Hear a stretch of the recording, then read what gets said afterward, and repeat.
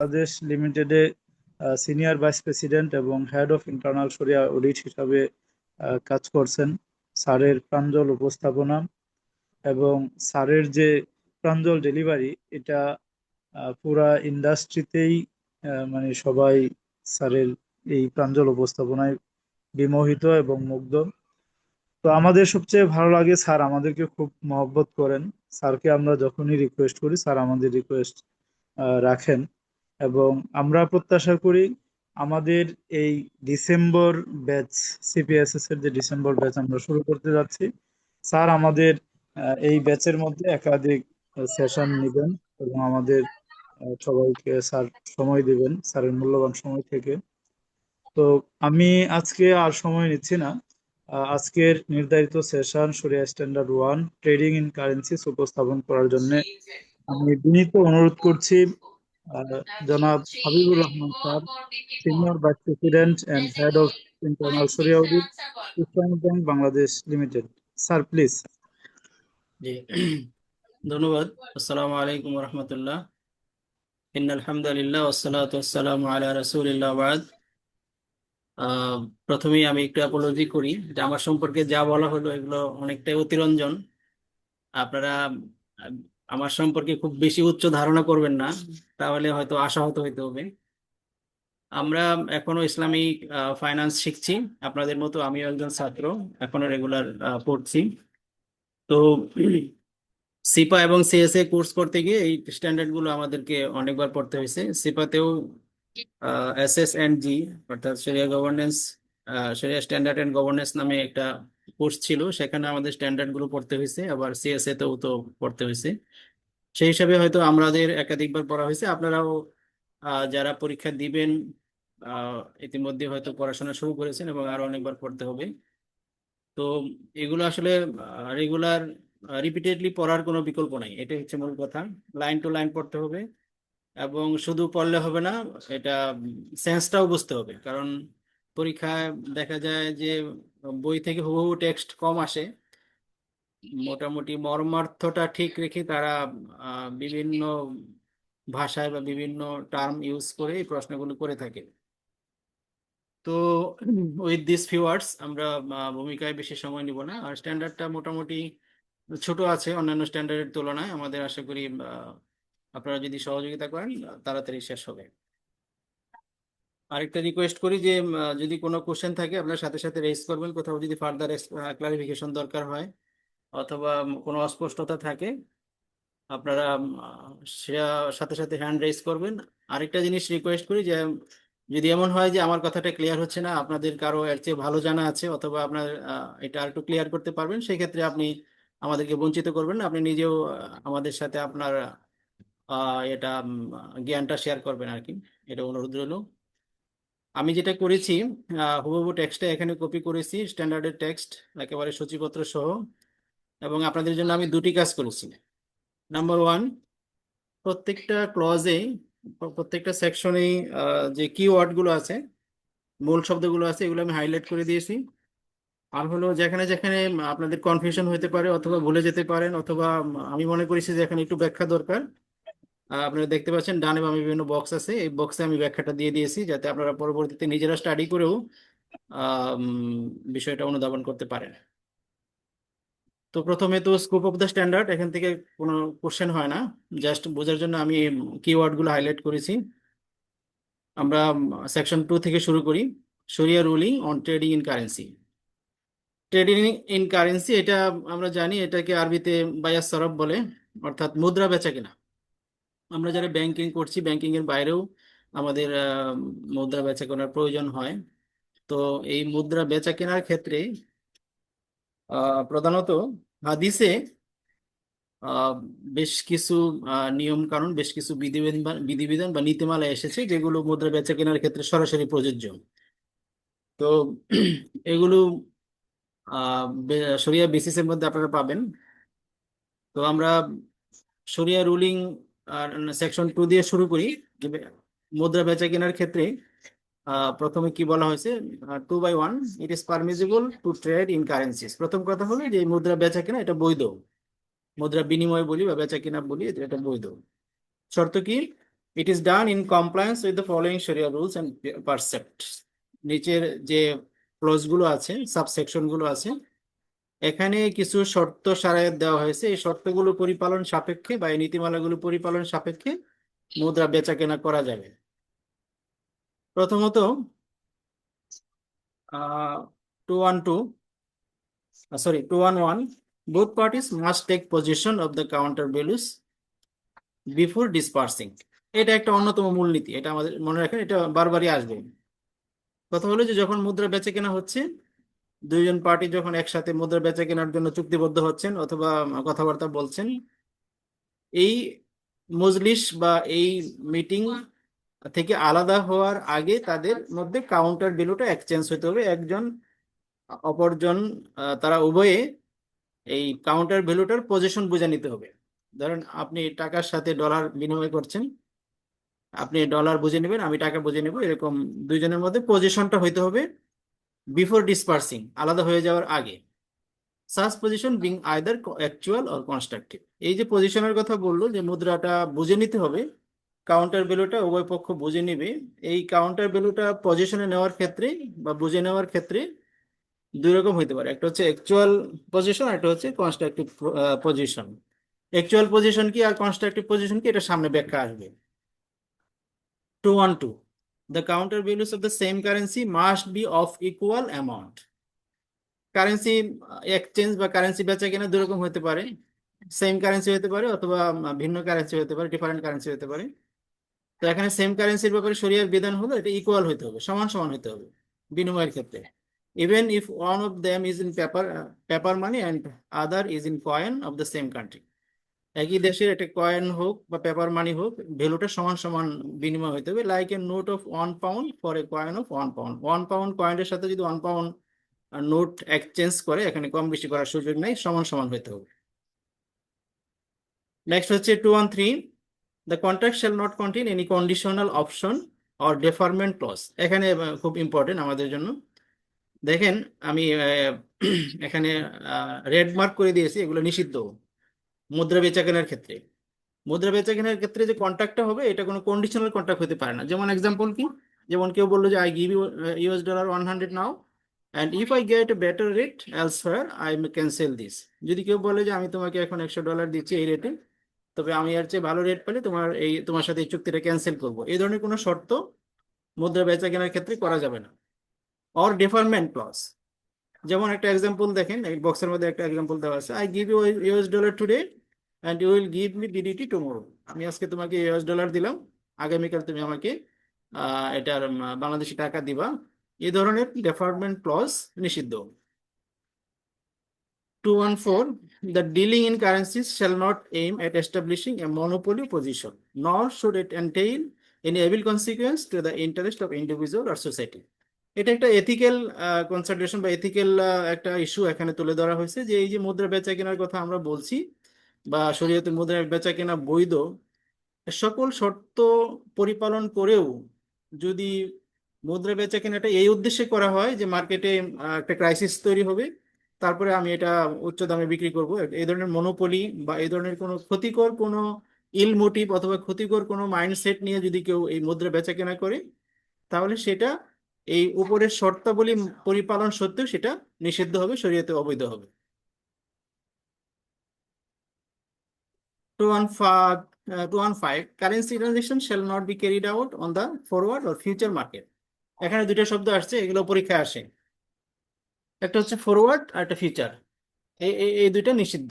Forward কি, parties agree today to exchange currency at future date at pre agreed rate.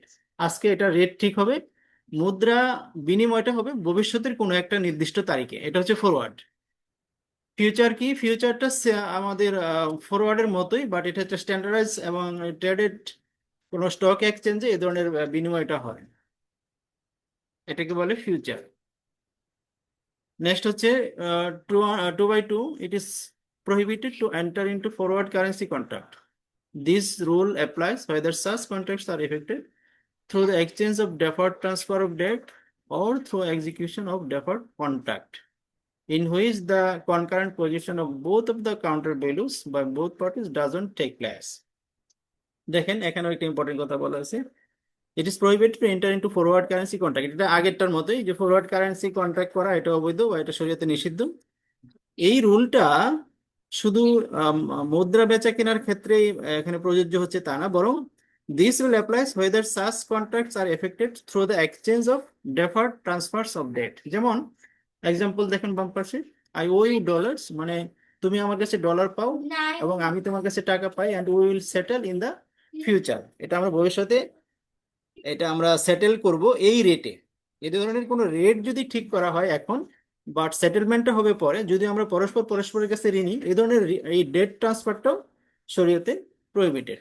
Or through the execution of A deferred contract, অথবা অন্য কোনো ধরনের deferred contract যেটা দ্বারা আমাদের মুদ্রা বা কাউন্টারগুলোর কোনোটা পরে ডেলিভারি হবে, বাকিতে ডেলিভারি হবে, এ ধরনের কোনো পরবর্তী ডেটে কোনো ডেফার্টমেন্ট কন্ট্রাক্ট, এটাও শরীয়তে নিষিদ্ধ।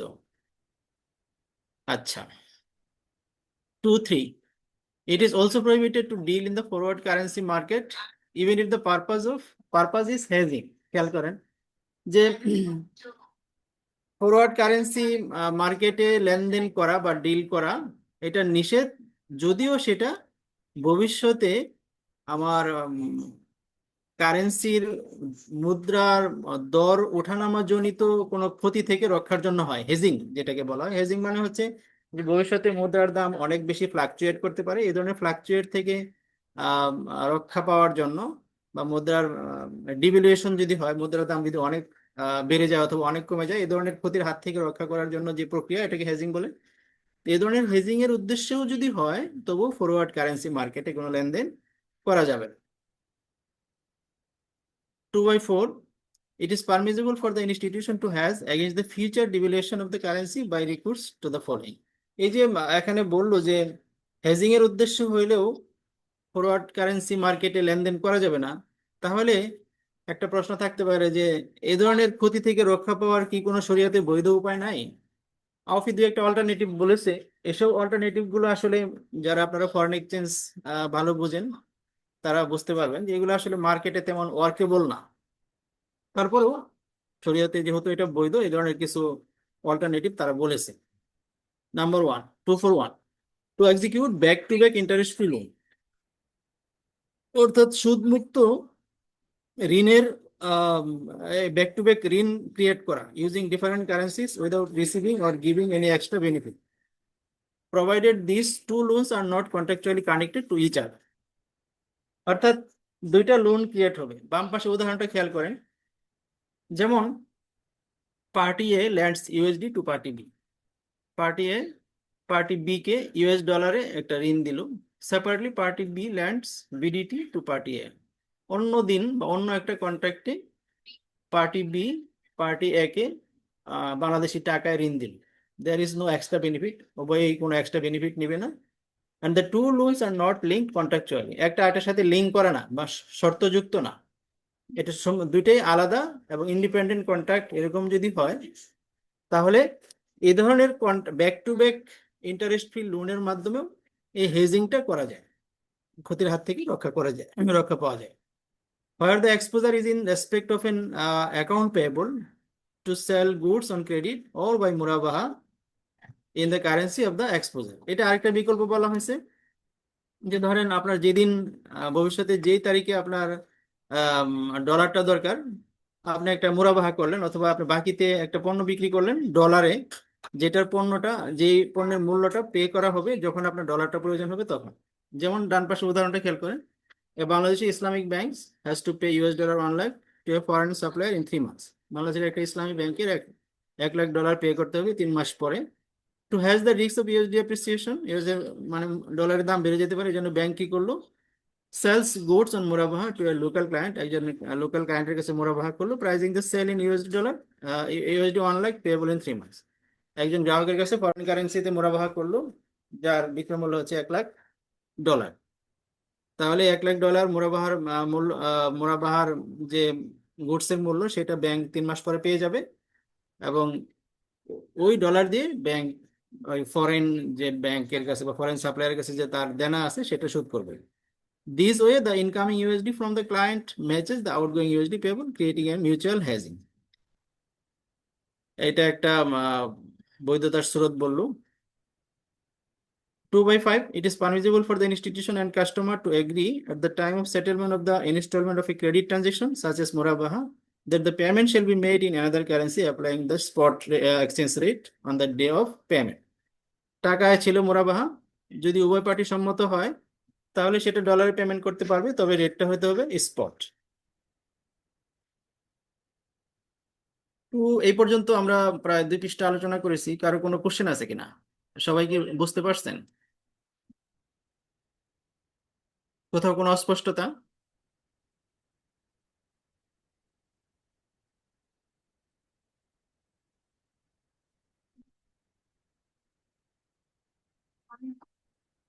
কোনো কোশ্চেন নাই?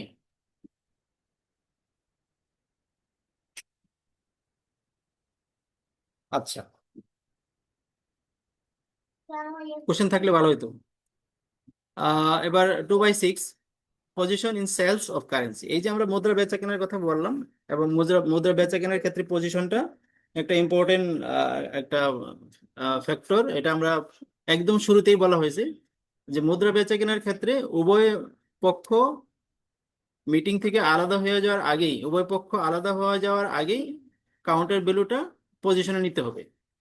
অর্থাৎ দুই পক্ষ ডলার এবং টাকায় লেনদেন করতেছে, যিনি ডলার নিতেছেন, ডলার বিক্রি করতেছেন, তিনি ডলারটা বুঝিয়ে দিবেন এবং টাকাটা বুঝে নেবেন, এবং যিনি টাকা দিয়ে ডলার কিনছেন তিনি ডলারটা বুঝে নেবেন এবং টাকাটা তাকে বুঝিয়ে দিবেন। উভয় পক্ষ এই কারেন্সির উপর পজিশনটা ইনস্ট্যান্ট হতে হবে, স্পট হতে হবে।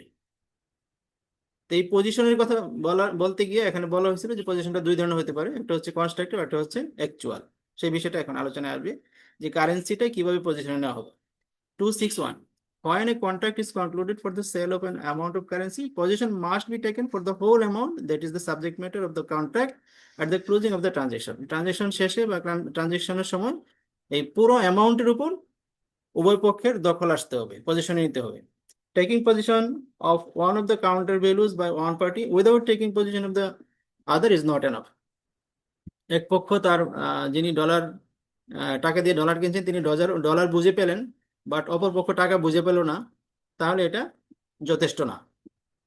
Likewise taking partial position is not sufficient.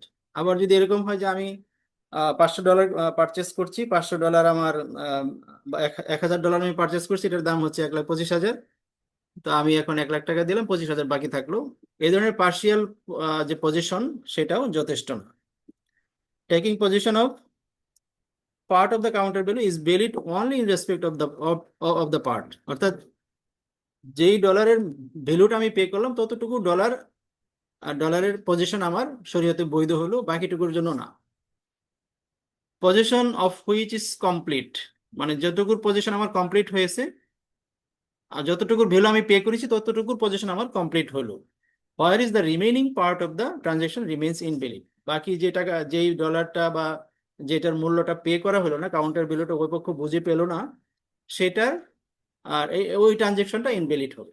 যেমন ধরেন বাম পাশে একটা এক্সাম্পল আছে যে agrees two exchange $1 1,000 for BDT 1,20,000, 1,20,000 টাকা 1,000 ডলার এক্সচেঞ্জ করার জন্য একজন পার্টি এ রাজি হলো। এ receive only BDT 60,000 now and the rest letter. যদি 60,000 টাকা সে বুঝে পায়, only the exchange of USD for BDT 60,000 is valid। এই যে 60,000 টাকার এগেনস্টে যে ডলারটা পাওয়া যাবে সেইটার লেনদেনটা বৈধ হবে, আর বাকি যে টাকাটা পে করা হলো না সেই ডলারটার লেনদেন বৈধ হবে না।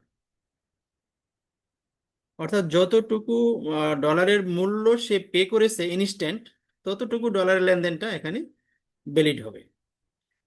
263, position may take place either physically or constructively.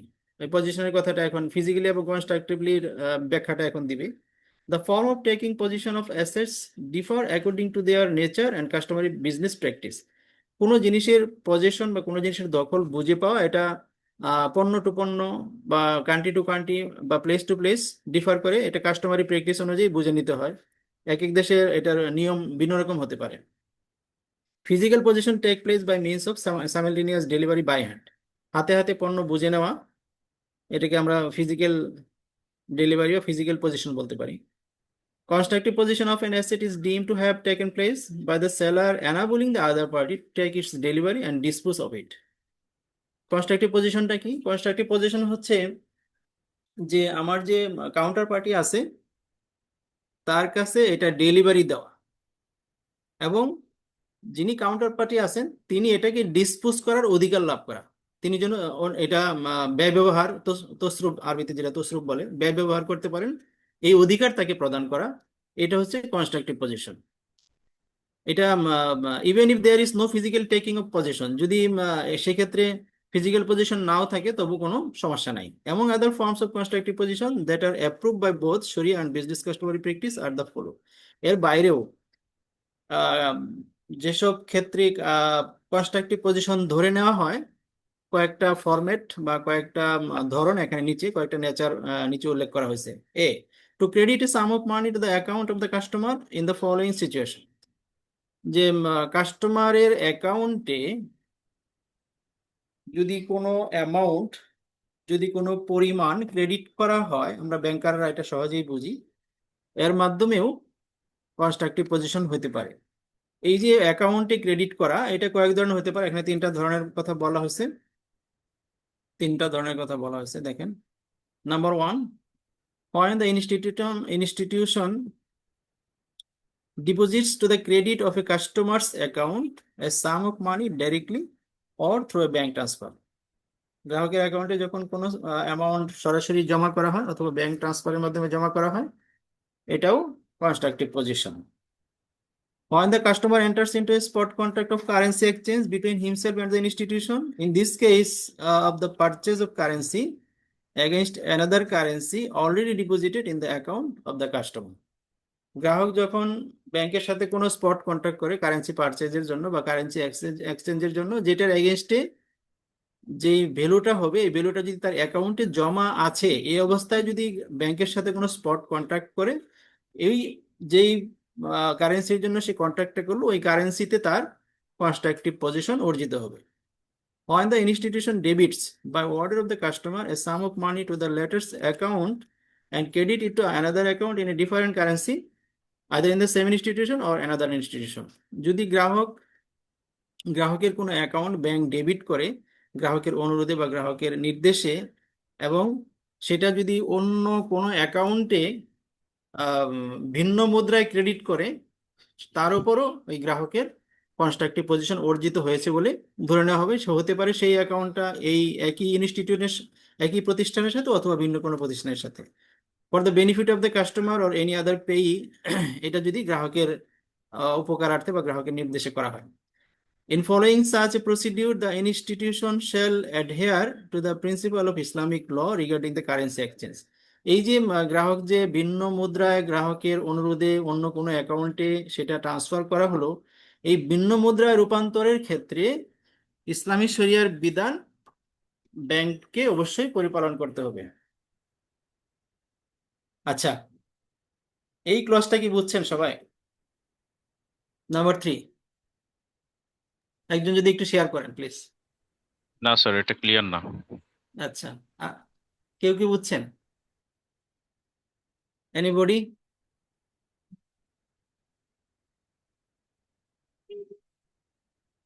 আচ্ছা, খেয়াল করেন, যখন একটা প্রতিষ্ঠান গ্রাহকের অনুরোধে বা গ্রাহকের নির্দেশে কোনো পরিমাণ অর্থ ডেবিট করে, কি জন্য ডেবিট করে? এই অ্যামাউন্টটা ভিন্ন মুদ্রায় অন্য একটা অ্যাকাউন্টে স্থানান্তর করা হবে। যেমন গ্রাহকের অ্যাকাউন্ট আছে টাকা, গ্রাহকের অনুরোধে টাকা ডেবিট করা হলো 1,25,000, অন্য একটা অ্যাকাউন্টে $1,000 ক্রেডিট করা হলো। হতে পারে সেটা এই প্রতিষ্ঠানের সাথে অ্যাকাউন্ট, হতে পারে অন্য কোনো প্রতিষ্ঠানের সাথে অ্যাকাউন্ট। এই ডলারটা ট্রান্সফার করা হলো গ্রাহকের অনুরোধে, গ্রাহকের স্বার্থে। এই ক্ষেত্রে ব্যাংক কারেন্সি এক্সচেঞ্জের যে শরিয়ার রুলস, সেটা পরিপালন করতে হবে। এবার বুঝছেন কিনা বলেন তো কিছু? একজন যদি বলেন কাইন্ডলি। এক্সচেঞ্জ রেটটা ওই দিনের রেটটা ফলো করতে হবে এরকম কিছু শরিয়াত? Fine fine fine, very good, yes. এই যে কথাটা বললো যে এই যে কারেন্সি এক্সচেঞ্জ হলো, মানে গ্রাহকের ছিল টাকা অ্যাকাউন্ট, সেখান থেকে ডলারে রূপান্তর করে অন্য একটা অ্যাকাউন্টে ট্রান্সফার করা হলো। এই যে ট্রান্সফারের ক্ষেত্রে শরিয়া রুলস মানতে হবে, তার মানে একটা রুলেই, সেটা হচ্ছে ওই দিনের স্পট রেট হইতে হবে। ধন্যবাদ। আচ্ছা, a delay in making the transfer is allowed to the institution consistent with the practice whereby a payee may obtain actual receipt according to the prevailing business practices in currency market. দেখেন, এখানে বলা হচ্ছে যে আমরা তো এতক্ষণ শিখলাম যে মুদ্রা বিনিময়টা দুইটা শর্ত, একটা হচ্ছে স্পট লেনদেন হতে হবে, সেম কারেন্সি হলে সমান হতে হবে, ভিন্ন কারেন্সি হলে অসমান হলে অসুবিধা নাই, তবে সেটা হতে হবে স্পট, সবসময় মুদ্রা বিনিময়টা স্পটে হতে হবে। এখন একটা ব্যতিক্রম কথা বলা হচ্ছে, delay in making the transfer is allowed. এই যে বলা হলো যে গ্রাহকের অনুরোধে তার অ্যাকাউন্ট ডেবিট করে অন্য একটা অ্যাকাউন্টে এই টাকাটা ট্রান্সফার করা হবে, এক্ষেত্রে ডিলেটা অ্যালাউড। কি কারণে allowed? Consistent with the practice. যদি এটা প্র্যাকটিসের সাথে খাপ খায়, যদি প্র্যাকটিসটা এরকম হয় যে এক্ষেত্রে এটা জমা হইতে এতটুকু সময় লাগে, এতটুকু ডিলে হয়, যেমন আমরা যদি আরটিজিএস করি এখানে কিছু সময় লাগে, আমরা যদি ইএফটি করি এখানে একটু বেশি সময় লাগে, আবার এনপিএসবি যেটা, এটা সরাসরি যে জমা হয়ে যায়। তাহলে এই যে ট্রান্সফারের ক্ষেত্রে বা ট্রান্সফারের প্রসেসিং এর কারণে যে ডিলেটা হয়, এই ডিলেটা শরীয়তে বৈধ, অনুমোদিত। However, the pay is not entitled to dispose of the currency during the transfer period. এই যে ট্রান্সফার পিরিয়ডে যে ডিলেটা হচ্ছে, এই ডিলে কালীন বা এই সময়ের মধ্যে যিনি পেই, যিনি এই অর্থের প্রাপক, যিনি কারেন্সির প্রাপক, তিনি এটা ডিসপোজ করার কোনো অধিকার লাভ করবেন না। এটা কিন্তু খুব ক্রিটিক্যাল একটা পয়েন্ট, খেয়াল করে। কারণ কি, তা এখনো তার পজিশনে পুরোপুরি মুদ্রাটা আসে নাই, কারেন্সিটা আসে নাই, unless and until the effect of the bank transfer has taken effect so that the payee is able to make an actual delivery of the currency to a third party. যতক্ষণ না এটা তৃতীয় কোনো পক্ষের নিকট এটা হস্তান্তরযোগ্য হবে, ততক্ষণ পর্যন্ত এটা সে ডিসপ্রুভ করতে পারবে না। B, receipt of a check constitute constructive possession provided the balance payable is available in the account of the issuer in the currency of the check and the institution has blocked such a balance for payment. কোনো একটা check যখন একজন receive করলো, অর্থাৎ ধরেন আপনি একটা দোকানে একটা পারচেস করলেন, একটা মুদ্রা পারচেস করলেন, একটা চেক দিলেন, তাহলে এই চেক দিয়ে আপনি মুদ্রা পারচেস করতে পারবেন কিনা, ডলার পারচেস করতে পারবেন কিনা? বলা হচ্ছে হ্যাঁ, পারা যাবে, যদি চেকে উল্লেখিত টাকার পরিমাণ অ্যাভেলেবেল থাকে এবং অ্যাকাউন্টে সেটা ব্লক করা থাকে, অর্থাৎ এই চেকটা ডিসঅনার হওয়ার কোনো সম্ভাবনা না থাকে, তাহলে সেটা বৈধ হবে। সেখানে এই এই এই চেকের যে উল্লেখিত অ্যামাউন্ট, সেটার উপর তার কনস্ট্রাকটিভ একটা পজিশন অর্জিত হতো। The receipt of a voucher by a merchant signed by the credit card holder is constructive possession of the amount of currency entered as payable on the coupon. মানে coupon বলতে ভাউচারকে বোঝানো হয়েছে। ভাউচারে যখন credit card holder sign করে দেয়, এই ভাউচারে উল্লেখিত কারেন্সির উপর মার্চেন্টের কনস্ট্রাকটিভ পজিশন অর্জিত হয়, provided that the card issuing institution pays the amount without deferment to the merchant accepting the card. শর্ত হচ্ছে যে কার্ড ইস্যুইং প্রতিষ্ঠান সেই টাকাটা, রিসিটে উল্লেখিত টাকাটা কোনোরূপ ডিলে না করে সাথে সাথে ইনস্ট্যান্টলি যদি পে করে দেয়। এটা বুঝছেন? সবাই বুঝতে পারছেন এটা? সি,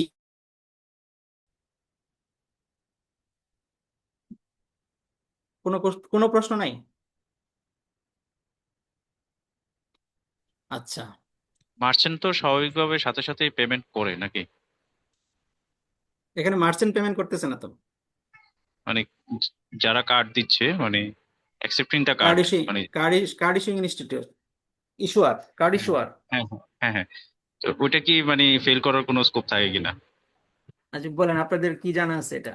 কেউ বলতে পারবে ক্রেডিট কার্ডে কার্ড যদি লিমিট সম্পর্কে? না থাকে সেটা জিনিস, না, মানে লিমিট না থাকলে তো ভাউচারই বেরোবে না। ভাউচার বের দেখেন, হবে না। হুম, সেই ক্ষেত্রে তো এটা তো আগেরটার মতোই মোটামুটি ধরা যায় আর কি। ধরা যায় না। আর কেউ কিছু বলবেন? ক্রেডিট কার্ড সম্পর্কে একটু ধারণা আছে এরকম আছেন না? সবাই তো মনে হয় ক্রেডিট কার্ড ব্যবহার করেন, তাই না?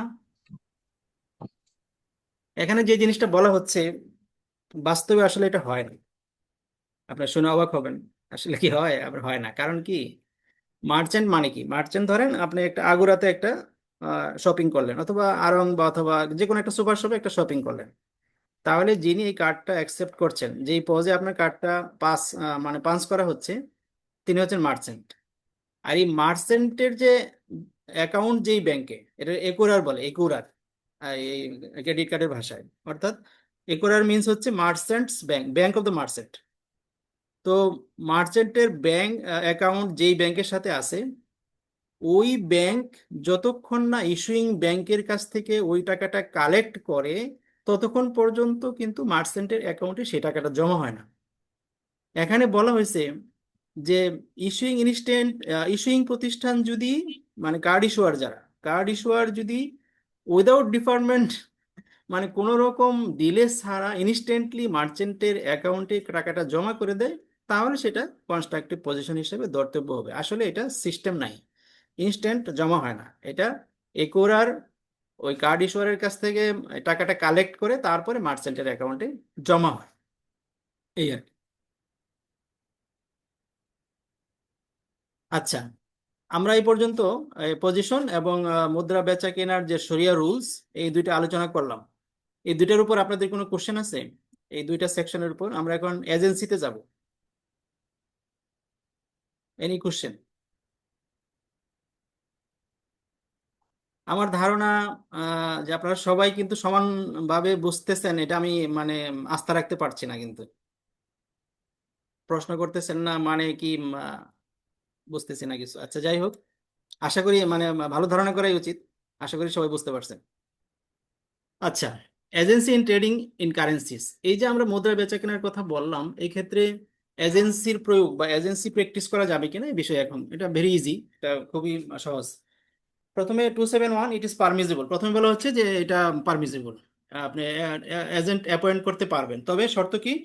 শর্ত হচ্ছে with authorization to take position of and delivery and counter values. আপনাকে তাকে একটা অথরিটি দিতে হবে যে তুমি আমার পক্ষে এই কাউন্টার ভ্যালুটা দখলে নিতে পারবা, এবং এই এই এই যে আমি যে মুদ্রাটা তোমাকে এক্সচেঞ্জ করার জন্য ক্ষমতা দিলাম, সেই মুদ্রাটা তুমি ডেলিভারি দিতে পারবা এবং কাউন্টার ভ্যালুটা তুমি অ্যাকসেপ্ট করতে বা রিসিভ করতে পারবা। এই ধরনের একটা অথরাইজেশন তাকে দিতে হবে।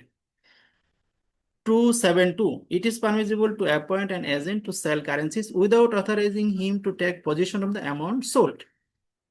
এটা আরেক ধরনের এজেন্সি অ্যাপয়েন্টমেন্ট। সেটা হচ্ছে যে আপনি তাকে অথরাইজ, মানে আপনি তাকে এজেন্ট নিয়োগ করবেন মুদ্রাটা বেচা কেনার জন্য, বাট কাউন্টার ভ্যালুটা পজিশনে নেওয়ার জন্য তাকে আপনি অথরিটি দিবেন না, provided the principal or another agent takes position at the closing of the transaction.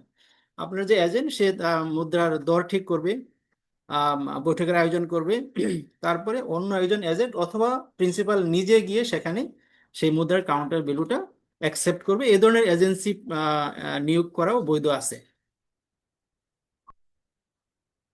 আচ্ছা, নেক্সট হচ্ছে it is permissible to authorize taking position of the counter values after the execution of a contract of currency exchange provided such position is completed by the authorized agent at the closing of the transaction before the principal parties are dispersed. এটাও বৈধ যে একজনকে আপনি authority দিবেন counter ভ্যালুটা পজিশনে নেওয়ার জন্য। কারেন্সি এক্সচেঞ্জ কন্ট্রাক্টটা যখন শেষ হবে বা কন্ট্রাক্টটা যখন এক্সিকিউট হবে, তখন তাকে সেই এজেন্টকে কাউন্টার ভ্যালুটা পজিশনে নেওয়ার জন্য আপনি তাকে অথরিটি দিবেন, এটাও বৈধ। তবে শর্ত হচ্ছে যে উভয় পক্ষ আলাদা হয়ে যাওয়ার আগেই কাউন্টার ভ্যালুটা এক্সচেঞ্জ হতে হবে এবং উভয় পক্ষ কর্তৃক সেটা পজিশনে নিতে হবে। এই শর্তটা আগেও গেছে। Use of modern means of communication for currency trading, আমরা এজেন্সির আলোচনা শেষ করলাম। এখন আধুনিক প্রযুক্তি ব্যবহার করে কারেন্সি ট্রেডিং করা বা কারেন্সি ট্রেডিং এর ক্ষেত্রে আধুনিক প্রযুক্তির ব্যবহার সম্পর্কে শরিয়ার মূলনীতি আলোচনা হবে। 281 bilateral contracting between two parties at different remote places using modern communication means has the same juristic consequences as execution of the contract in one and same place. এখানে সেমটাকে এম লেখা হয়েছে আপনাদের স্ট্যান্ডার্ডে, আমি ইচ্ছা করে ঠিক করি নাই, জাস্ট লিখে দিছি, এখানে একটা বানান মিস্টেক আছে। যে আহ, দ্বিপাক্ষিক কন্ট্রাক্টিং পার্টি বিভিন্ন ভিন্ন জায়গায় যদি থাকে, আমরা তো এতক্ষণ পড়লাম যে উভয় পক্ষ একসাথে কন্ট্যাক্ট করবে, তারপরে উভয় আলাদা হয়ে যাওয়ার আগেই কাউন্টার ভ্যালুটা পজিশনে নেবে, এটা হচ্ছে সাধারণ নিয়ম। বাট এখন আধুনিক কমিউনিকেশন বা আধুনিক যোগাযোগ ব্যবস্থা, দুইটা পক্ষ যদি দুই সাইডে থাকে, মানে দুই স্থানে থাকে, ডিফারেন্ট প্লেসে থাকে, যদি তারা আধুনিক মিনস অফ কমিউনিকেশন ইউজ করে তারা মিটিং করে, তাহলে সেটা তাদের ফিজিক্যাল একই স্থানে উপস্থিত হয়ে ফিজিক্যাল মিটিং এর মতোই সেটা ধর্তব্য হবে। অর্থাৎ যদি দুইজনে যদি ভিডিও কলে এরকম এই ধরনের কোনো কন্ট্যাক্ট করে, হতে পারে জুম মিটিং এর মাধ্যমে যদি তারা কন্ট্যাক্ট করে, হতে পারে। এগুলো এই আধুনিক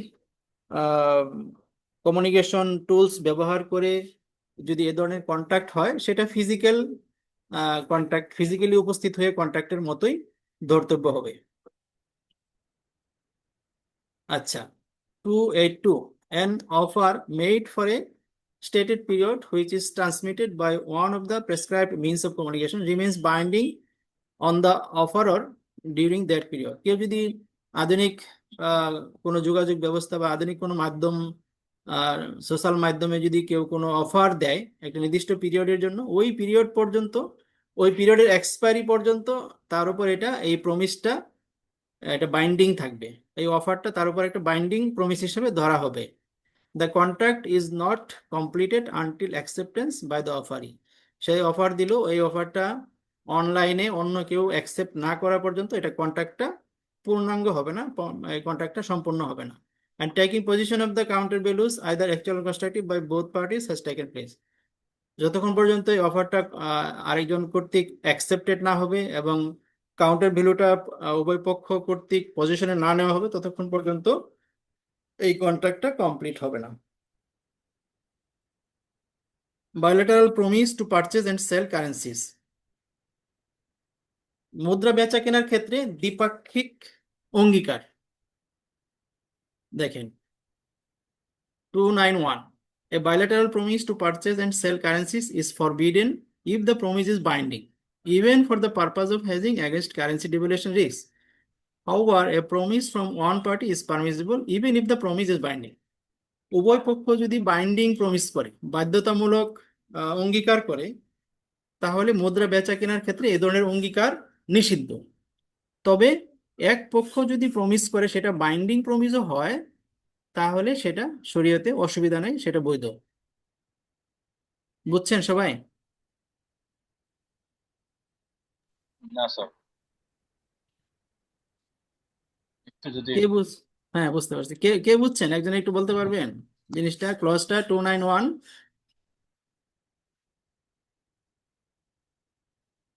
আচ্ছা, যারা চুপ আছেন বা কোনো মন্তব্য বা কোনো কথাবার্তা বলতেছেন না, তারা কি সম্পূর্ণ বুঝতেছেন নাকি শুনতেছেন না, বুঝতেছেন? আমি আসলে স্যার যদি এটা বাইন্ডিং করে দেয় তাহলে তো এটা স্যার নিষিদ্ধ না স্যার? নিষিদ্ধ। কেন নিষিদ্ধ হবে বলেন তো? যদি এটা বাইন্ডিং করে দেয় স্যার, যদি এটা হ্যাঁ, মানে এটা শর্ট শর্ট স্যার, শর্ত এখানে তো পসেশন হ্যাঁ। করাটা স্যার এই শর্ত। আচ্ছা, বাইন্ডিং প্রমিস করলে এটা নিষিদ্ধ হবে কেন, সেটা কি বুঝছেন? ও মানে পসেশন বাইলেটারাল চাই। বাইলেটারাল বাইন্ডিং প্রমিস হলে নিষিদ্ধ হবে কেন?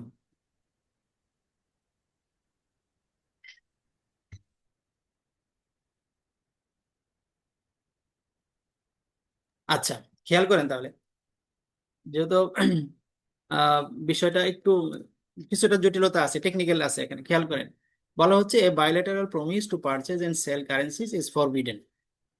অর্থাৎ আমি একটা পক্ষ, আপনি একটা পক্ষ, দুইজনে যদি আমরা বাইন্ডিং প্রমিস করি যে এটা হচ্ছে জুন মাসের 30 তারিখে এই রেটে আমি এবং তুমি ডলার এবং টাকা বিনিময় করব, এই ধরনের যদি বাইন্ডিং প্রমিস হয়, binding promise is alternative for a contract, তাহলে এটা এক ধরনের চুক্তি হয়ে যায়। এই যে চুক্তি হয়ে গেল, এই ধরনের চুক্তি যখন হয়ে যায়, এটাই তো ফরওয়ার্ড, এই ফরওয়ার্ডই তো নিষিদ্ধ।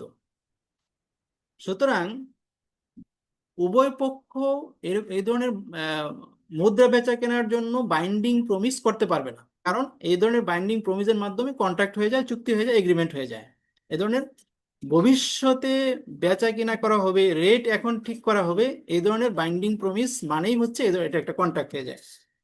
মুদ্রা ভবিষ্যতে নির্দিষ্ট তারিখে বেচা কেনা হবে এখনকার ঠিক করা রেটে, এটা শরীয়তে বৈধ না। এই জন্য এই বাইন্ডিং প্রমিস যদি উভয় পক্ষ করে, এটা এই জন্য বৈধ না। কিন্তু বলা হচ্ছে however a promise from one party is permissible even if the promise is binding. কিন্তু এক পক্ষ যদি প্রমিস করে, সেই প্রমিসটা করতে পারে, এটা শরীয়তে বৈধ, যদি সেটা বাইন্ডিংও হয় তবেও বৈধ। অর্থাৎ নিজেই নিজের উপর আরোপ করবে যে আমি এটা বাধ্যতামূলক অঙ্গীকার করছি যে অমুক তারিখে তোমাকে আমি এই রেটে এত ডলার দিব, এ ধরনের অঙ্গীকার করতে পারবো। আচ্ছা, 292, parallel purchase and sale of currencies is not permissible. খেয়াল করেন, এই যে আমি লাল কালি দিছি বা রেড মার্ক করেছি, এগুলো হচ্ছে নট পারমিসিবল। আপনারা খেয়াল করেন, প্যারালাল পারচেজ এন্ড সেল, এর থেকে যদি কোনো কোশ্চেন আসে, parallel purchase and sale of currencies, এটা হচ্ছে নট পারমিসিবল। মানে একই সাথে দুইটা কন্ট্রাক্ট করা হবে, একটা হচ্ছে সেল আর একটা হচ্ছে বাই। এই ধরনের প্যারালাল কন্ট্রাক্ট একটা আরেকটার সাথে যদি মানে শর্তযুক্ত করা হয়, কানেক্টেড থাকে, কানেকশন থাকে, তাহলে এটা বৈধ না। এটা নিচে এই কথাটাই বলছে, দেখেন তিনটা অবস্থা এখানে আলাদা আলাদা ভাবে বলছে। প্রথম অবস্থাটা হলো there is no delivery and receipt of the two currencies bought and sold and thus the contract amounts to a deferred sale of currency। এই ধরনের প্যারালাল পারচেজের মাধ্যমে মূলত কোনো মুদ্রার ডেলিভারি হয় না, কোনো কোনো পক্ষ মুদ্রা বুঝে পায় না, বরং ভবিষ্যতে এটা বাকিতে ক্রয় বিক্রয়ের একটা পদ্ধতি হয়, এই জন্য এটা নিষেধ।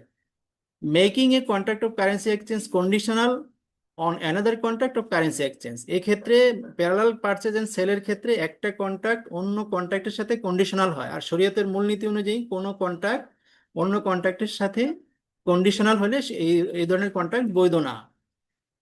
নেক্সট হচ্ছে a bilateral promise that is binding on both parties to the contract of currency exchange and this is not permissible। এখানে এই প্যারালাল পারচেজ এন্ড সেল কন্ট্রাক্টে এটাও হয় যে উভয় পক্ষ এখানে বাইন্ডিং প্রমিস করে, যেটা একটা কন্ট্রাক্টের নামান্তর, এই ধরনের কন্ট্রাক্ট করা বৈধ না। 293, it is not permissible for one of the partners in musharaka or mudaraba to be guarantor for the other partners to protect the latter from risks of dealing in currencies। মুশারাকা এবং মুদারাবা আমরা জানি এগুলো হচ্ছে partnership contract. এই ক্ষেত্রে একজন partner অন্য পার্টনারকে এই মর্মে গ্যারান্টি দিতে পারবে না যে মুদ্রার মূল্য বা কারেন্সি ভ্যালু ওঠানামার কারণে যে ক্ষতি, এই ক্ষতি থেকে আমি তোমাকে গ্যারান্টি দিলাম, এই ক্ষতি হলে সেটা আমি বিয়ার করব, এই ধরনের কোনো গ্যারান্টি দিতে পারবে না। মুদ্রার মূল্য ওঠানামা জনিত ক্ষতি থেকে রক্ষার জন্য একজন পার্টনার অন্য পার্টনারকে গ্যারান্টি দিতে পারবে না। However it is permissible for a third party to volunteer being a guarantor for that purpose provided this guarantee is not stated in the contract. তবে কোনো থার্ড পার্টি বা তৃতীয় পক্ষ যদি কোনো পার্টনারকে গ্যারান্টি দেয়, সেই গ্যারান্টিটা স্বেচ্ছায় দিলে সেটা বৈধ হবে, তবে সেটা চুক্তিতে উল্লেখ করা যাবে না। এবার আসেন exchange of currencies that are debt owed by the parties. একজন আরেকজনের কাছে যে দেনা, একটু স্যার ইন্টারফেয়ার করে প্লিজ 2/9/3 ইয়েস, মানে থার্ড পার্টি যদি গ্যারান্টি দেয় আর এটা কন্ট্রাক্টে না থাকে, অ্যাকচুয়ালি এটা কিভাবে গ্যারান্টি দেয় তাহলে? এটা এটা কি মানে সাপোর্ট দিবে পরবর্তীতে? আমি বলি, আপনি প্রশ্নটা করে ভালো করছেন, প্রশ্ন না করলে তো আসলে আলোচনা জমে না। আমি অ্যাকচুয়ালি আপনার ইসলামিক ব্যাংকিং জিনিসটা বুঝি মানে করি নাই কখনো, যার কারণে আচ্ছা, আমার বুঝতে কোশ্চেনটা পারছি। বেশি আর কি স্যার। না না, আপনার কোশ্চেন থাকাটা, আপনার কোশ্চেনের মাধ্যমে অন্যরাও আশা করি উপকৃত হবে। অনেকে প্রশ্ন করতে চায় না, মনে করে যে কি না কি হয় সেই, আপনার প্রশ্ন করাটা ভালো হয়েছে, এটা আশা করি অন্যরা উপকৃত হবে। অনেকের কাছে হয়তো বিষয়টা ক্লিয়ার না। মুশারাকা এবং মুদারাবা এই ধরনের কোনো পার্টনারশিপ বিজনেসে উভয় পক্ষ আহ মানে প্রফিট লস শেয়ার করে। প্রফিট হলে একটা প্রি এগ্রিড রেশিওতে উভয় পক্ষের মধ্যে বন্টিত হয়, আর লস হলে সেটা মানে ইকুইটি অনুযায়ী এই লসটা বেয়ার করতে হয়। এটা হচ্ছে পার্টনারশিপ বিজনেসের মূলনীতি। এই ক্ষেত্রে একজন পার্টনার অন্যজনকে ক্যাপিটালের গ্যারান্টি দিতে পারবে না, অর্থাৎ তুমি আমাকে ব্যবসায় এত টাকা দাও, তোমার টাকা লস হবে না, এই ধরনের কোনো গ্যারান্টি দিতে পারবে না। এখন কারেন্সি বা ডলার যদি আমরা বলি, উদাহরণস্বরূপ ডলারের দাম ওঠানামার কারণেও তো ক্যাপিটাল ইরেজ হইতে পারে, ক্যাপিটাল লস হইতে পারে না মহিউদ্দিন সাহেব, কি বলেন? অবশ্যই লস এক্সচেঞ্জ হইতে রেট পারে। রিস্ক আছে। এক্সচেঞ্জ রেট ওঠানামার কারণে যদি অ্যাবনর্মালি ওঠানামা করে, তাহলে ক্যাপিটাল লস হতে পারে না। এখন জি। ধরেন কোনো বলা হচ্ছে যে কোনো পার্টনার এ ধরনের কারেন্সি ডিভ্যালুয়েশন বা কারেন্সি হাইকের কারেন্সি রেট হাইকের কারণে কোনো ক্ষতি থেকে রক্ষার জন্য অন্য পার্টনারকে গ্যারান্টি দিতে পারবে না, এটা হলো প্রথম কথা। জি। পরবর্তীতে বলা হচ্ছে যে থার্ড পার্টি যদি কেউ গ্যারান্টি দেয়, ধরেন আমি এবং আপনি মোশারাকা বিজনেস করতেছি, থার্ড পার্টি আরেকজন আমাকে গ্যারান্টি দিল যে তোমার ক্যাপিটাল যদি লস হয় এটা আমি বিয়ার করব, এ ধরনের গ্যারান্টি দেওয়া শরীয়তে বৈধ। তবে শর্ত হচ্ছে যে এই যে থার্ড পার্টি একজন গ্যারান্টি দিলেন, এটা আপনার আমার কন্ট্রাক্টের মধ্যে শর্ত হিসেবে উল্লেখ থাকবে না, থাকতে পারবে না। এটা কি আলাদা একটা কন্ট্রাক্ট হবে থার্ড পার্টি? আলাদা মানে আলাদা। কন্ট্রাক্ট হইতে পারে, হ্যাঁ অবশ্যই আলাদা কন্ট্রাক্ট, স্বাধীন কন্ট্রাক্টের মাধ্যমে হইতে পারে। আচ্ছা। মানে উনি এটা যদি সাপোর্ট দিবে তো পরবর্তীতে?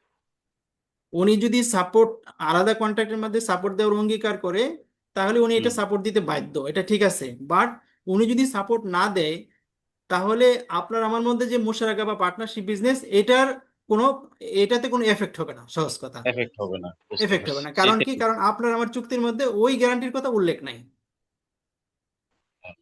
মানে সেটার জন্য ক্লিয়ার? আবার সেপারেট মানে ওই আসলে এটা কন্ট্রাক্টের হচ্ছে জন্য আলাদা আমি অ্যাকশন। আমি বলি এটা হচ্ছে একটা নীতি কথা। আসলে কেউ কি এরকম গ্যারান্টি দিবে বলেন? আপনি আমি ব্যবসা করব, লস করবো, আরেকজন আমার গ্যারান্টি দিবে? ঠিক। এটা হলো একটা নীতি কথা যে এই ধরনের গ্যারান্টি না, যদি কেউ এটাই আমার কাছে দেয়, রিয়েলিস্টিক মনে হচ্ছিল না কি। না না রিয়েলিস্টিক না, এটা রিয়েলিস্টিক না, এটা হচ্ছে একটা তত্ত্ব বুঝতে পারছি, ঠিক যে আছে, থ্যাংক ইউ স্যার। এ ধরনের গ্যারান্টি যদি কেউ দেয়, এত বড় মানে জনহিতৈষী কোনো নেতা যদি থাকেও, যে দাতা হাতেম তায়ের মতো, যে ঠিক আছে বাবা তোমরা ব্যবসা করো, তোমাদের কোনো লস হলে আমি দিব, এটা কেন দিবে? এটা নর্মালি এটা হওয়ার কথা না, যদি কেউ দেয় শরীয়তে বৈধ। আচ্ছা, এবার আমরা আসি exchange of currencies that are debts owed by the parties.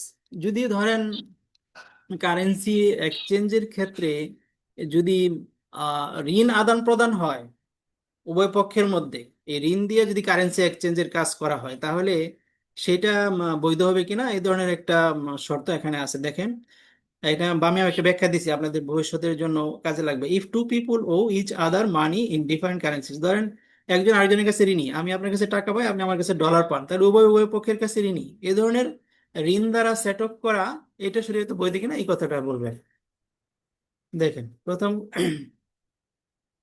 2:10:1, discharge of two debts when one party owes an amount from another party denominated in say dinar and the other party owes an amount from the first party denominated in say dirham.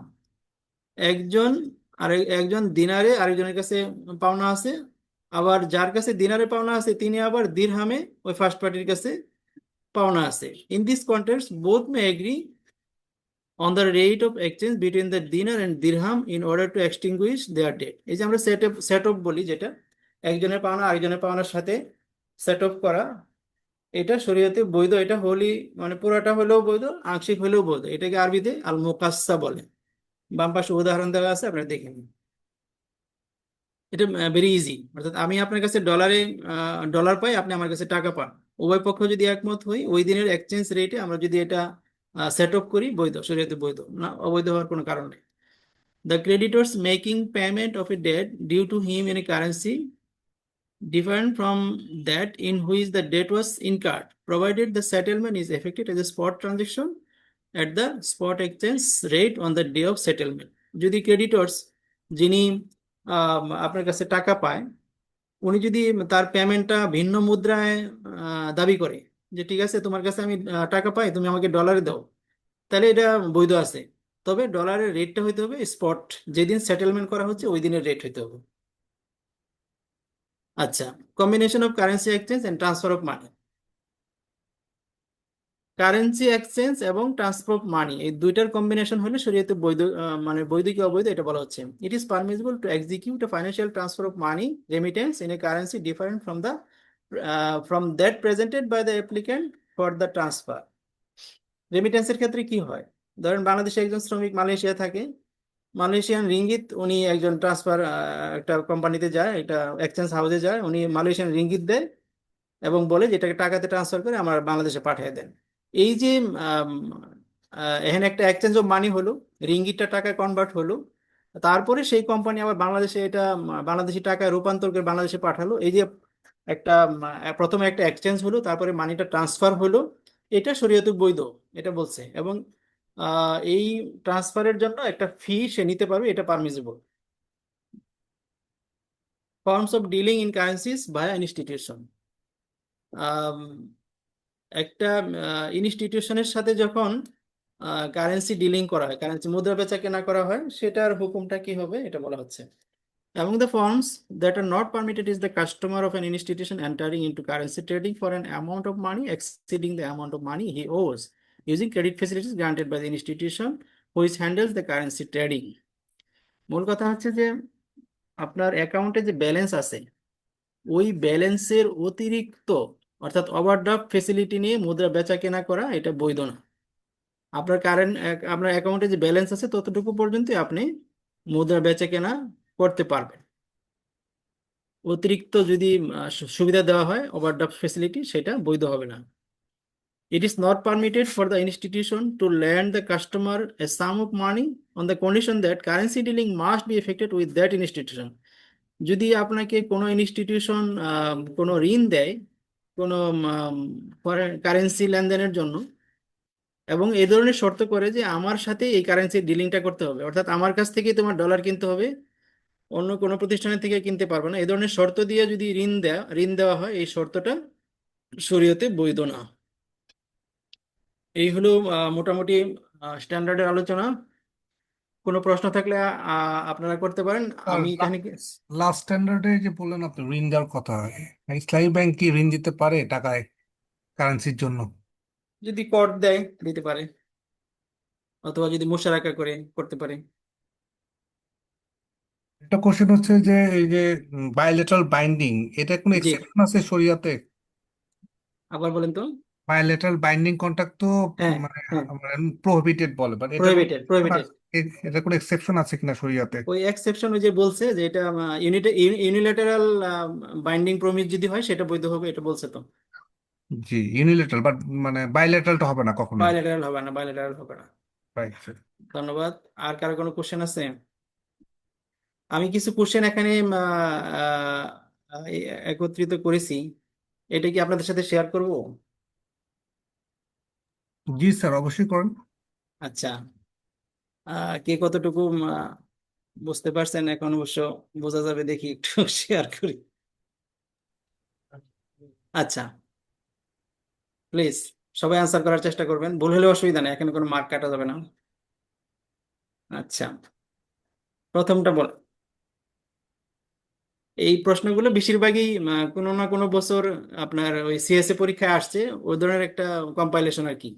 আমার নিজের তৈরি করা প্রশ্ন এখানে কম। আচ্ছা বলেন, এটাও এক বছর আসছে দেখা যায়, কোনো এক বছর অক্টোবরে পরীক্ষা, এটা নাম্বার ওয়ান কোশ্চেন ছিল এটা। একজন একটু পড়েন তো দেখি, বা মনে মনে পড়েন, পরে আনসারটা বলেন। সবাই চেষ্টা করেন। স্ট্যান্ডার্ড তো পুরোটাই আলোচনা হলো, এই আলোচনার মধ্যে থেকেই কিন্তু কোশ্চেনটা, বাইরে থেকে না। আমরা তো লাইন টু লাইন পড়েছি।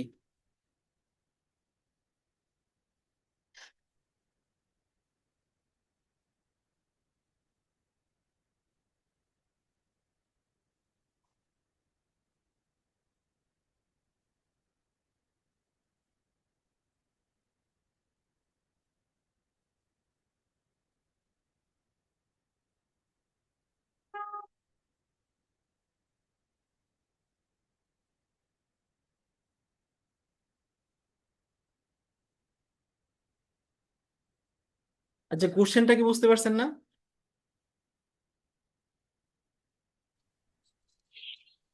কোশ্চেন বুঝেছি। ধন্যবাদ। একজন তো আনসার দিয়েছেন, 1A। আচ্ছা, গুড। বাকিরা কি বলেন? হ্যাঁ, ওয়ানের এই স্যার। এ, জি, থ্যাংক ইউ। নেক্সট।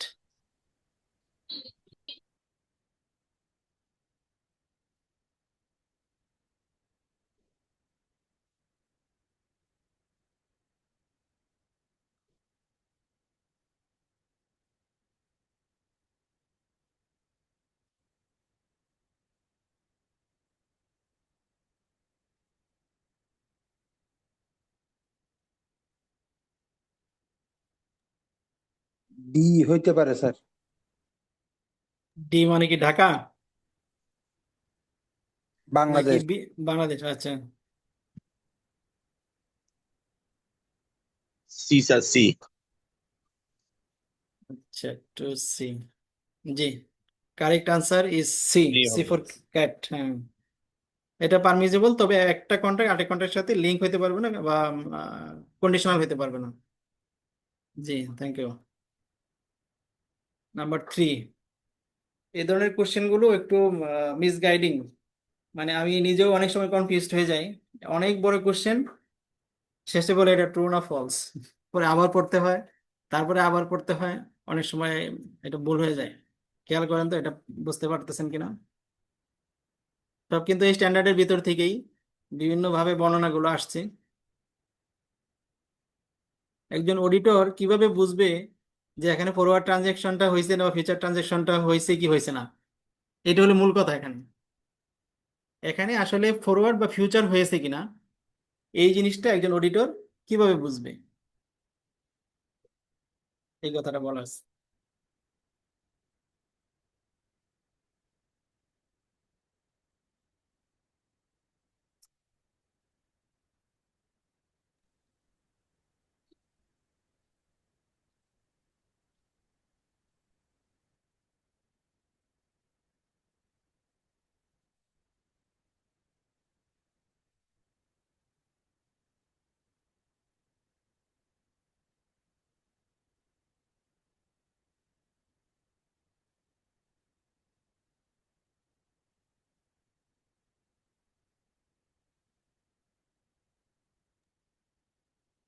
ট্রু মনে হচ্ছে স্যার। আচ্ছা, আর কেউ বলবেন?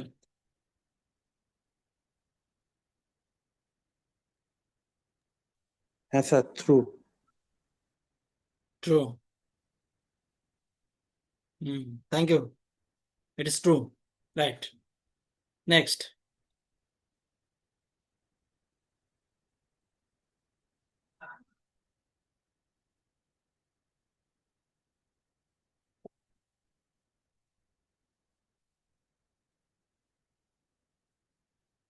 Trading in currencies must be carried out in compliance with the following Sharia rulings that must be observed for trading in currencies.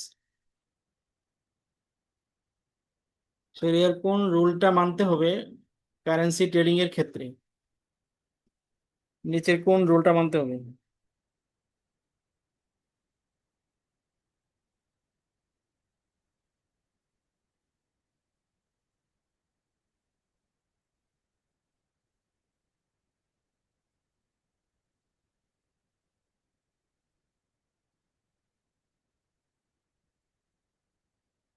Four D. একজন D লিখেছেন, D for Dhaka. D, D হবে sir. জি, definitely thank you. Definitely D. এটা কারেন্সির লেনদেনের এটা একটা অন্যতম শর্ত যে বিফোর ডিসপার্সিং, মানে পক্ষসমূহ আলাদা হয়ে যাওয়ার আগে কাউন্টার ভ্যালুটা পজিশনে নিতে হবে। এটা একটা মাস্ট কন্ডিশন এটা। আচ্ছা, নাম্বার 5, ওই প্রমিজের কথা আসছে। হ্যাঁ,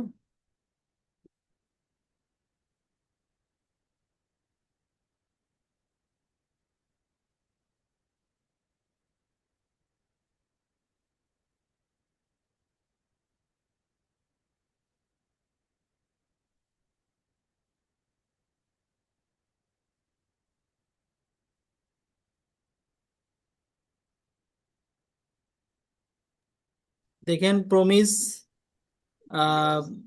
হ্যাঁ, বিফোর মানে ফলস না ট্রু? ফলস হবে স্যার। ফলস হবে, ইয়েস। কারণ এখানে প্রমিস যেদিন হয়েছে সেদিন তারা সাইন করে ফেলছে এগ্রিমেন্ট, বাট ডেলিভারিটা হয়েছে পরে। এই ধরনের কন্ট্রাক্ট বৈধ না মুদ্রা বেচা কেনার ক্ষেত্রে। Next, number 6।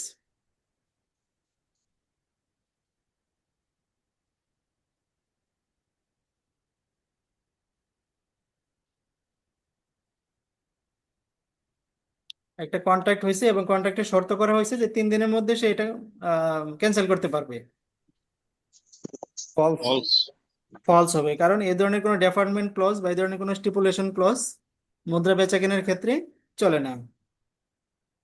নাম্বার 7, এজেন্সি সম্পর্কে।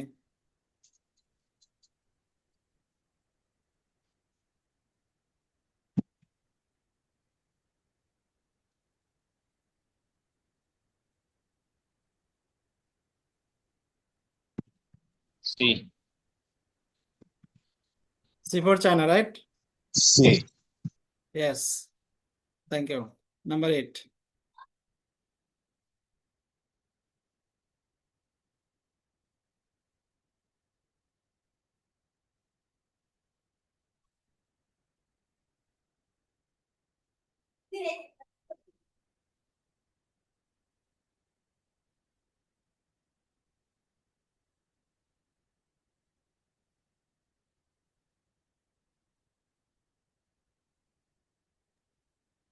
সি।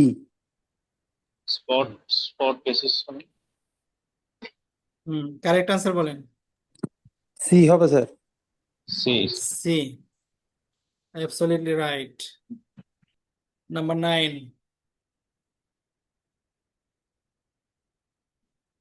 হ্যাঁ 9 একজনের অলরেডি লিখছেন দেখা যায়। 9B.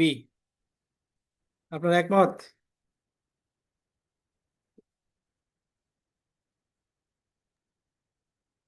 জি স্যার। হ্যাঁ ট্রু। B.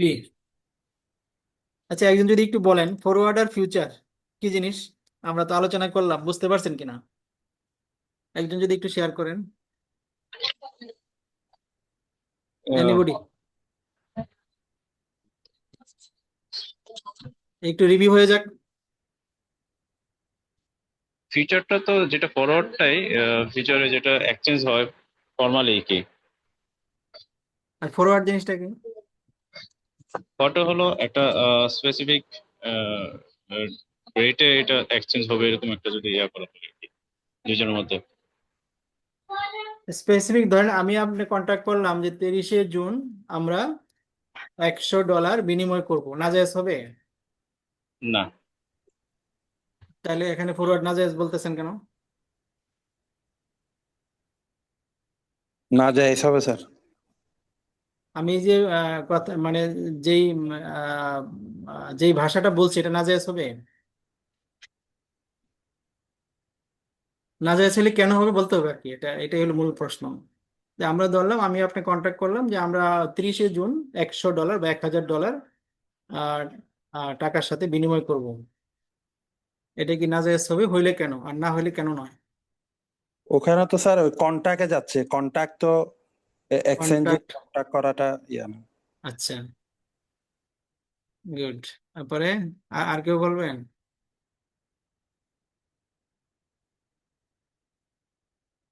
এখানে এখানে আমি যেই ভাষাটা বলছি এই ভাষায় নাজায়েজ হবে না, খেয়াল করেন আপনার সূক্ষ্ম পার্থক্য আছে। আমরা $1000 অমুক তারিখে লেনদেন করব, এটা নাজায়েজ হবে না যদি আমরা ওই দিনের স্পট রেটে ওই দিন এই লেনদেনটা করি। বাট নাজায়েজ হবে কোনটা? নাজায়েজ হবে যদি আমরা রেটটা এখন ঠিক করি, লেনদেনটা আমরা ওই দিন করি, এটা হলো বাকি লেনদেন। হ্যাঁ, এটা নাজায়েজ হবে, এটাই ফরওয়ার্ডিং এটাই হয়। আমরা যে ফরওয়ার্ড বুকিং বলি ফরেন এক্সচেঞ্জের ক্ষেত্রে এটাই হয়, রেটটা এখন ঠিক করা হয় আর কারেন্সিটা লেনদেন হয় ফিউচারের কোনো নির্দিষ্ট ডেটে, ভবিষ্যতের কোনো নির্দিষ্ট তারিখে, এটা হচ্ছে ফরওয়ার্ড নাজায়েজ। বাট এই ধরনের যদি আমরা প্রমিস করি যে আমরা অমুক তারিখে এত ডলার বা এত কারেন্সি লেনদেন করব, ওইটা যদি ওই ডেটের স্পট রেটে হয় তাহলে এটা নাজায়েজ না। এখানে দেখেন রিং এই এর এই পারপাস বলছে। হ্যাঁ, আবার এই ফরওয়ার্ড কন্ট্রাক্টটাই যখন কোনো স্ট্যান্ডার্ডাইজ কোনো ফরম্যাটে আসে, কোনো স্টক এক্সচেঞ্জের মাধ্যমে অথবা এরকম কোনো হাউসের মাধ্যমে বা কোনো প্রতিষ্ঠানের মাধ্যমে, যখন স্ট্যান্ডার্ডাইজ অবস্থায় এরকম ফরওয়ার্ড কন্ট্রাক্ট লেনদেন হয় বা ফরওয়ার্ড কন্ট্রাক্ট হয়, সেটাকে ফিউচার বলে। ফিউচারও ওয়ান কাইন্ড অফ ফরওয়ার্ড। এটা হলো স্ট্যান্ডার্ডাইজ আর এটা হলো ব্যক্তি পর্যায়ে পারস্পরিক বা ব্যক্তি বা প্রতিষ্ঠান এভাবে হয়। আচ্ছা, এর প্রাসঙ্গিকভাবে আপনাদের একটু ক্লিয়ার করলাম। আচ্ছা, নাম্বার আমরা 9-এ ছিলাম, এবার 10। আমার এখানে 15টা কোশ্চেন আছে, আমরা প্রায় শেষের দিকে আছি। 10 বলেন দেখি একটু, এটা ইজি আছে, আমরা আলোচনা করছি কিন্তু এটা।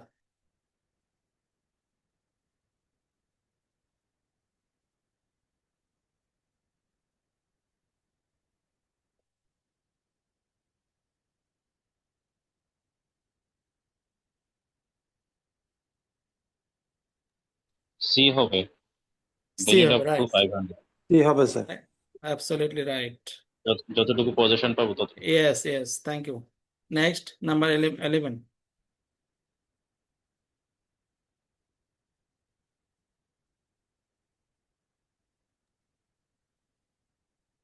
ফলস। ফলস। কেন ফলস? দুইটাই তো সমান, যে কোনো ফিজিক্যাল একটা আর পাইলেই তো পার্সপেক্টিভ। হয়েছে স্যার। ইয়েস, শরীয়ত আমাকে দুইটাই সুযোগ দিয়েছে, সুতরাং একটা আরেকটার চেয়ে প্রিফার হবে কেন? এটা তো ফলস। ইয়েস। আচ্ছা, নাম্বার 12।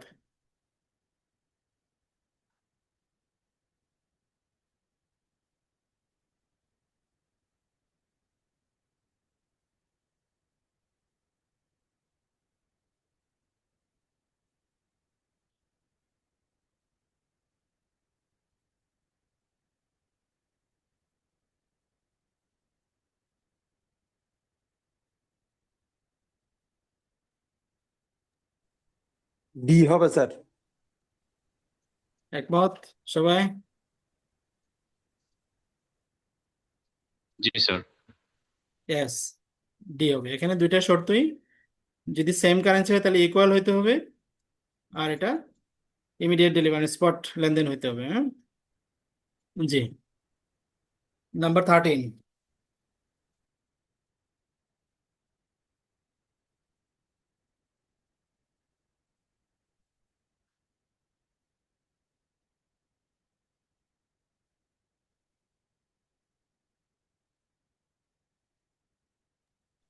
ডি।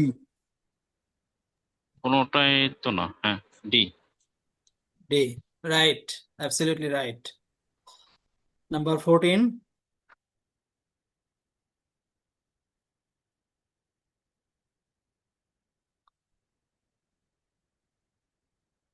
আচ্ছা, এই প্রশ্নটা বোধহয় একবার গেছে, তাই না? সি। রিপিট হয়েছে, প্রশ্নটা রিপিট হয়েছে। Yes, G. Number 15 and last.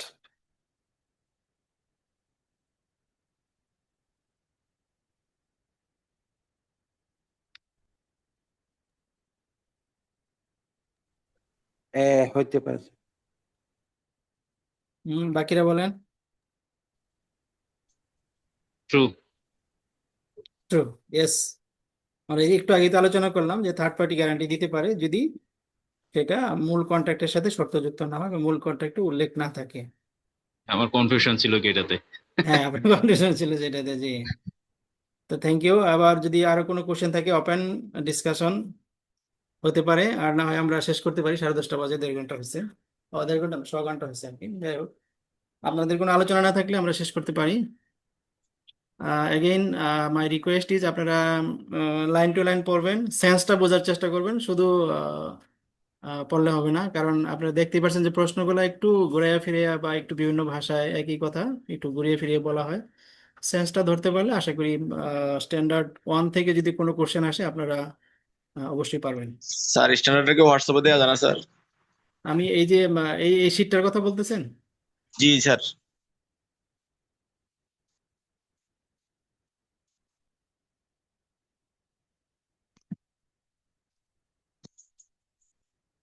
এই শীটটার কথা বলতেছে।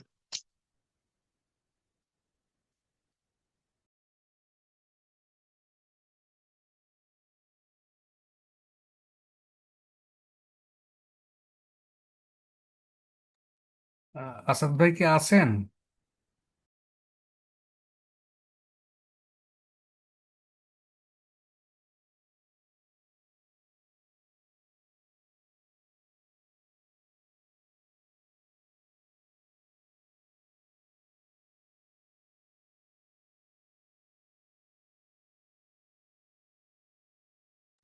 আচ্ছা, আমার মনে হয় রুটসের কেউ নাই বোধহয়, না? আছেন রুটসের কেউ? আমরা শেষ করি তাহলে। আহ আমরা কাফারাতুল মজলিস, আল্লাহ রাসূল সাল্লাল্লাহু আলাইহি সাল্লাম একটা দোয়া পড়তেন মজলিসের শেষে, আমরা সেটা পড়ি, পরে শেষ করি। সেটা হচ্ছে এরকম যে সুবহানাকা আল্লাহুম্মা ওয়া বিহামদিক আশহাদু আল্লা ইলাহা ইল্লা আন্ত আস্তাগফিরুকা ওয়া আতুবু ইলাইক। তাহলে আমরা লিভ করি, আমি লিভ করি, না প্লিজ? G sir. জি। আসসালামু আলাইকুম। আসসালামু আলাইকুম।